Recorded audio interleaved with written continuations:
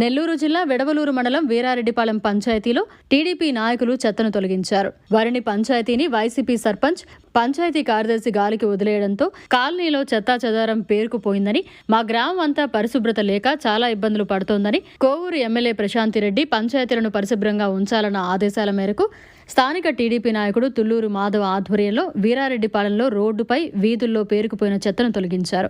ఇకనైనా ఉన్నతాధికారులు స్పందించి చర్యలు తీసుకోవాలని, లేని పక్షాన ఎంపీడీఓ కార్యాలయం ఎదుట ధర్నాకు దిగుతామని వీరారెడ్డిపాలెం కాలనీవాసులు మీడియా పూర్వకంగా తెలియజేశారు. ఏంది ఇది వీధిలో ఇట్లా చేపలు పట్టుకొని మాకు పంచాయతీ ప్రెసిడెంట్ గారు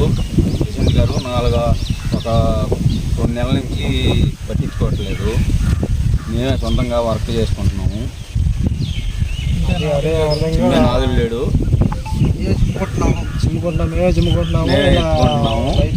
లైట్లు లేవు, ఊర్లో ఏం లేదు, ఎవరు పట్టించుకోవట్లేదు. ఇన్ని రోజులు ఇట్లాగే ఉందా? ఇప్పుడే ఏదన్నా కొత్తగా గవర్నమెంట్ మారిన తర్వాత అతను ప్రెసిడెంట్ అనే అతను వైఎస్ఆర్ నాయకుడు, అతను అసలు పట్టించుకోవట్లా.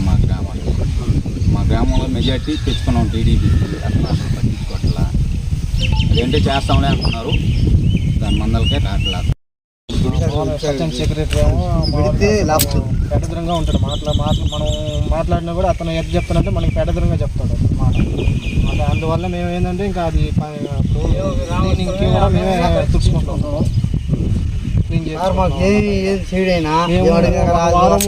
ముందుగా చెప్పినా కూడా అతను ఏంటంటే పంపిస్తానని చెప్పాడు, కానీ అతను పంపించేది లేదు. ఇది క్లీన్ చేసింది పంచాయతీ సెక్రటరీ. పంచాయతీ సెక్రటరీలో వస్తుంది. ప్రెసిడెంట్ గారు కూడా ఇబ్బంది. ప్రెసిడెంట్ పట్టించుకోవట్లా, పంచాయతీ సెక్రటరీ పట్టించుకోవట్లా.